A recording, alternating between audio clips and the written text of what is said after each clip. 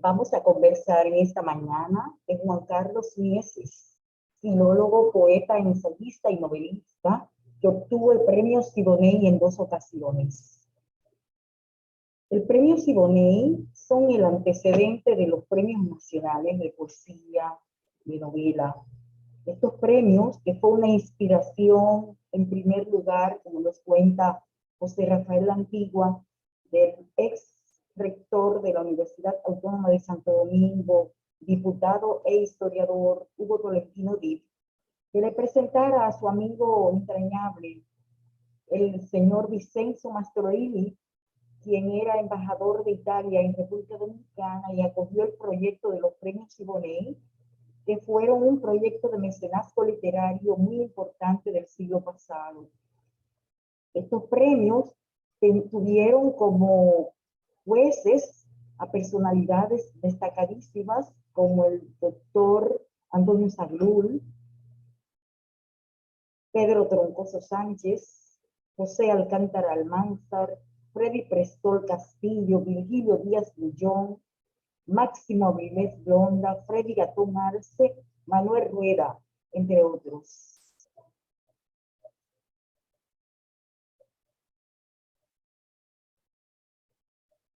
Don Juan Carlos Mieses ha publicado, entre otras obras, Urbi et Orbi.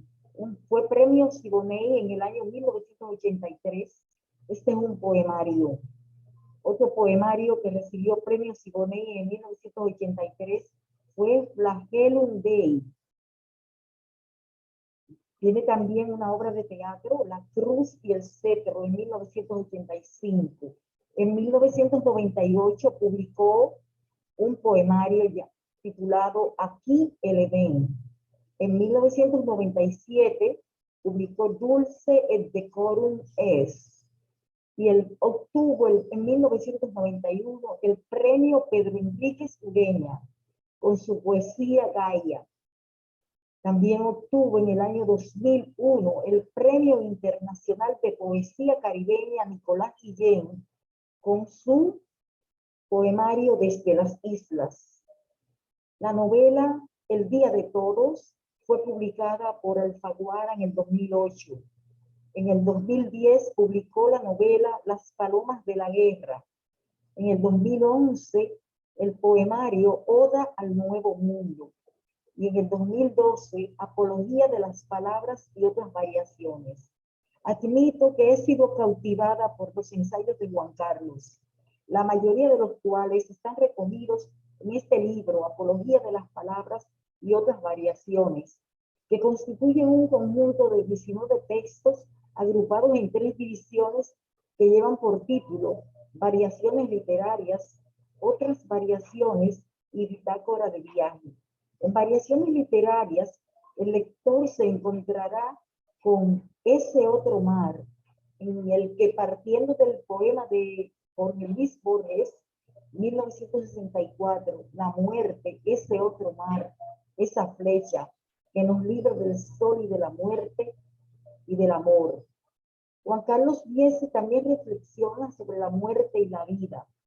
En el ensayo sobre la historia, memoria colectiva de los pueblos, nos lleva al conocimiento de nosotros mismos.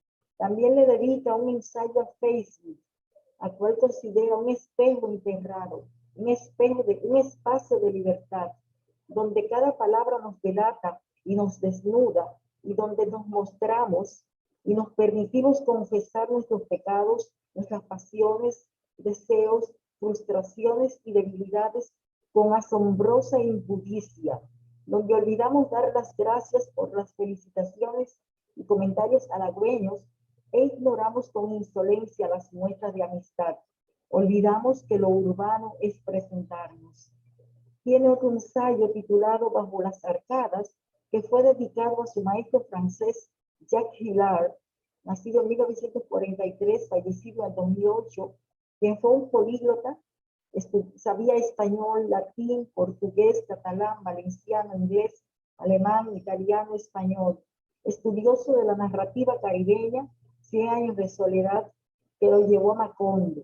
Nicolás Guillén y Lidia Cabrera viajan a Cuba en 1970 y después a Puerto Rico. Escritores de prestigio como Alejo Carpentier, Nancy Morejón, Pablo Armando Fernández y Miguel Barnett, sobre quienes escribió importantes trabajos críticos. También nos presentó a Rodin, el padre de los faunos, el escultor más famoso de Francia, considerado el padre de la escultura moderna. Con él se acabó eso de usar la mimesis y creó un nuevo concepto escultórico en lo referente al monumento y la escultura pública. Su obra más conocida, El Pensador de Rodin, fue esculpida inicialmente como parte de una obra mayor que fue encargada en 1880 por el proyecto del Museo de Artes Decorativas de París. En forma de una enorme puerta de bronce, la Puerta del Infierno se convirtió en el proyecto más ambicioso de Rodin, en el que trabajó durante 37 años. Vamos a compartir parte de su ensayo Apología de las Palabras. Inicia así. En uno de sus ensayos, Paul Valéry evoca una conversación que tuvo lugar en París a principios del siglo XX entre el poeta Stéphane Mallarmé y el pintor Edgar Degas. Valéry no describe los detalles, pero a mí me gusta imaginar la escena en el mes de septiembre. Así veo al poeta y al pintor juntos frente a un ventanal por donde penetra el último fulgor de la tarde. Arriba se extiende un cielo sin nubes de un gris abismal. A lo lejos, el horizonte ha tomado tintes rojizos y tiñe de púrpura las aguas del Sena. Querido amigo, dice Degas, a veces intento escribir un poema, pero a pesar de tener una idea perfectamente clara de lo que deseo expresar, no lo consigo. Mallarmé contempla por un segundo las hojas muertas en el jardín y aquella melancólica escena de otoño lo hace pensar en un viejo amigo que acaba de morir, el poeta francés Viollet Griffith. Luego deja que sus ojos se pierdan en aquel cielo sin nubes, tan vertiginoso como una página vacía de palabras, y dice: mi querido Edgar, es que los poemas no se escriben con ideas, se escriben con palabras. A Edgar Degas, aquella sentencia le pareció tal vez un aforismo sutil, posiblemente un alarde de agudeza o quizá una frivolidad. Pero cuidémonos nosotros de considerar superficial la afirmación de Mallarmé y no olvidemos que las palabras, cuando existen en una dimensión literaria, tienden a trascender su propia apariencia y a sobrepasar sus propios límites. Los lingüistas, los filólogos, los gramáticos, los semiólogos o los académicos las pueden examinar a la manera de un cirujano que desnuda el interior de un cuerpo. Las pueden definir en base a sus características físicas, a sus vocales o a sus consonantes. Las pueden estudiar por sus signos, por sus orígenes o por su posterior evolución.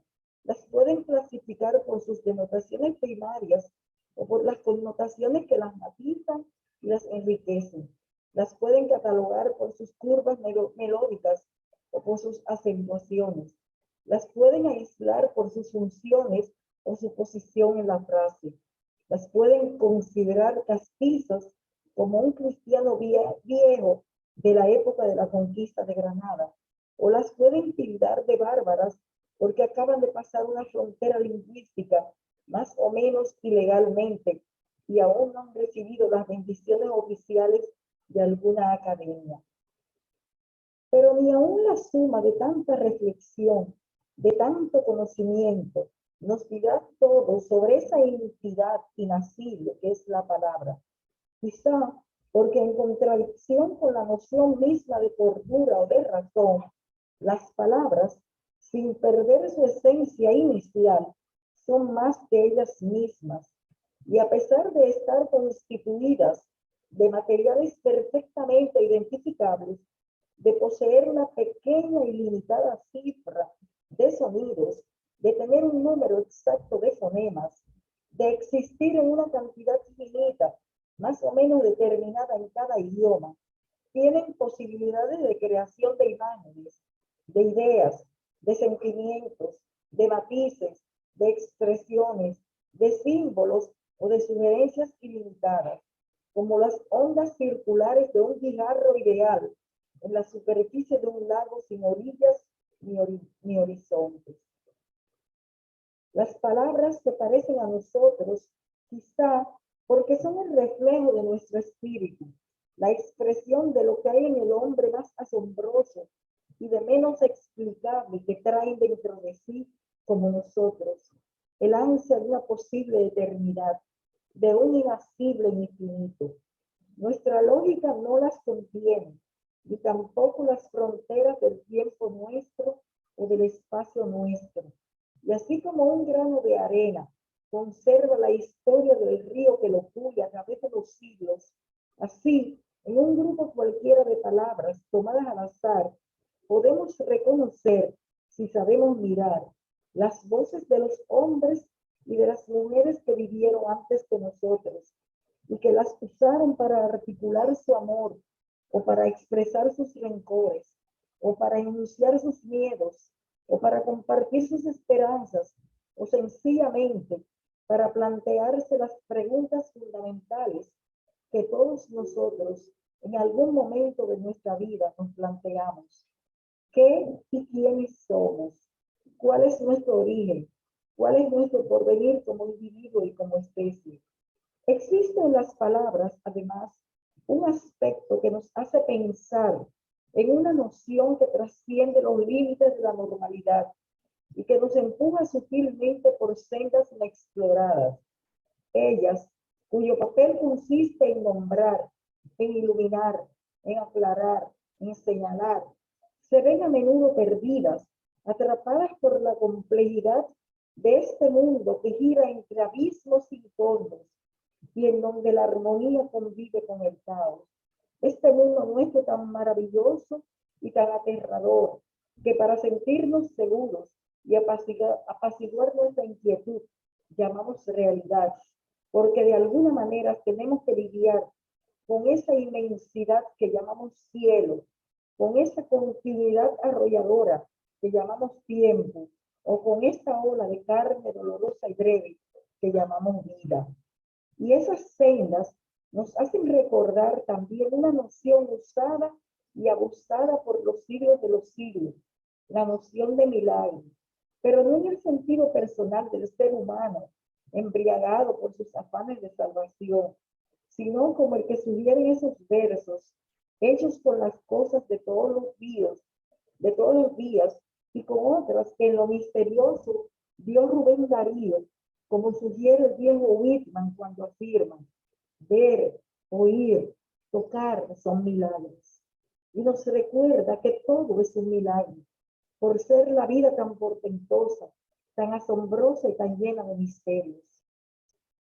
Y si es así, entre los prodigios de la vida cotidiana, hablar, entender, pensar, leer, escribir, es decir, existir en el mundo de las palabras y de las ideas, constituye el más asombroso de los milagros en la escala de Whitman. Un inglés irónico y profundo dijo una vez una frase tan elegante como verdadera: la naturaleza imita el arte. Lo que a mí me hace pensar en aquel campo de cereales que instaló la nostalgia en los dorados cabellos del Principito, o sencillamente en este mundo que un poeta visionario, aunque ciego, no podía imaginar sin los aforismos de Oscar Wilde. Y es que existe ciertamente una relación a la vez ambigua y evidente entre la dimensión de las palabras y las otras dimensiones de lo real. Y uno de los aspectos más atractivos de esa ambigüedad es ese vínculo impreciso, fluctuante y lleno de sugerencias que existe entre las cosas y las palabras, entre lo dicho y lo posible, entre las entidades y los signos. Basta recordar la versión de San Jerónimo del primer día, según el Génesis de los hebreos, para imaginar lo inimaginable. Las circunstancias de aquel momento mítico, cuando la luz imitó a la palabra. El mundo era un lugar oscuro y vacío. El verbo que flotaba sobre las aguas se convirtió en luz y separó las tinieblas de las tinieblas. En ese instante, La palabra y el resplandor nacieron al mismo tiempo, fueron la misma cosa. Esa imagen, independientemente de su simple veracidad, nos hace pensar en un universo que es más un concepto espiritual que una entidad hecha de materia y de energía. Ese mismo aspecto es el que Hermógenes y Crátido analizaron una vez en compañía de Sócrates en las calles de Atenas. ¿Contienen las palabras la esencia de las cosas que nombran? ¿O esa relación entre el vocablo y el objeto es tan solo una sencilla convención humana? Se preguntaban. Ese vínculo tenue y tentador, Jorge Luis Borges, trastocando los acentos en nombre de la rima, los retoma a su manera siglos más tarde. Sí, como afirma el griego en el Crátido, el nombre es arquetipo de la cosa. En las letras de rosa está la rosa y todo el nido en la palabra nido. Y estos versos nos hacen volver a Mallarmé. Evidentemente, no basta la idea de un cuadro para pintarlo. Tampoco basta el pensamiento de un poema para escribirlo. Sospecho que esta afirmación puede invitar a algunos a hablar de talento o de dones. A otros los puede llevar a recordar al Martín Fierro y a recitar junto a él. No canta quien tiene ganas, sino quien sabe cantar. Es un hecho. Las palabras que utilizamos no las hemos inventado nosotros. Estaban ahí antes de que naciéramos. Otros las habían usado con anterioridad o habían abusado de ellas. Otros las habían pervertido, ensuciado, corrompido tal vez. Pero aún así, las palabras se vuelven nuevas de repente, adquieren un nuevo sentido, un nuevo rostro cuando las usa el poeta, el autor, el escritor, y dejan atrás cualquier resabio de vulgaridad, como cuando Bertolt Brecht, evocando el rocío del amanecer en los bosques negros, dice: al alba los abetos mean en el gris. O cuando detrás de vocablos tan aparentemente atroces como herida o desangrar, descubrimos con fascinación y deleite la más dramática y admirable imagen de una rosa que haya propuesto un poeta. Para ser como tú, solo una herida, abierta y desangrándose en el aire. Pero las palabras, con todo su encanto y toda su belleza, al igual que aquellas sociedades abiertas que tan agudamente definiera Karl Popper, también representan el más formidable enemigo del status quo, porque llevan en su seno un germen indestructible, como otro fantasma que recorre el mundo, el fantasma del cambio irrefrenable de la vida, de la sociedad y del hombre. Y esa característica les confiere un rol forzosamente inquietante y amenazador para aquellos que optan por olvidar que la vida es precisamente eso, cambio continuo. Lo queramos o no, el ser de Parménides, con toda su quietud, su aparente perfección en el tiempo y en el espacio, está destinado a ahogarse triste y majestuosamente en el río de Heráclito. Y no podría ser de otra manera. Las palabras rejuvenecen con cada generación, representan el espíritu de cada época, y más que representar las épocas, las reformulan, las sugieren, las anuncian como magníficos heraldos temporales, redefinen sus características, puntualizan sus conflictos, plantean posibles soluciones y hacen del escritor, aunque éste no se lo proponga, aunque lo niegue o lo rehuya, él, que se piensa presuntuosamente demiurgo de las palabras, hacen de ese escritor su instrumento y su oficiante. Esta característica nos hace comprender por qué las mismas palabras que desde lo alto de los alminares proclaman la eterna grandeza de Alá, las que celebran el amor perenne en canciones desesperadas, las que desde los foros, los capitolios o las asambleas de notables origen, por medio de leyes y dictámenes, el comportamiento social, definen las verdades sociales con vanos sueños de futuro y de absoluto, las que sostienen los reinos, los emiratos o las repúblicas, con principios que se pretenden sagrados y que proclaman la perfección de sus axiomas, son las mismas que expresan la inconformidad, la angustia o la cólera de las naciones, de los grupos o de los individuos, las que les cantan a la vida desde los pastizales de América, las que aplauden la libertad y la dignidad del hombre, las que formulan las dudas, las que manifiestan el escepticismo, las que provocan y siempre han provocado tanto temor, tanta desconfianza y tantos esposores en los inquilinos de los salones imperiales de antes y de ahora. Casi me atrevería, si fuera más temerario que valiente, a afirmar que las palabras hacen al escritor como esos personajes de Pirandello que deambulan entre las candilejas y rozan los decorados en busca de un autor. Y por esta noche, aquí ahora, con este puñado de sílabas en la mano, pienso en Hamlet frente a la tumba de su padre.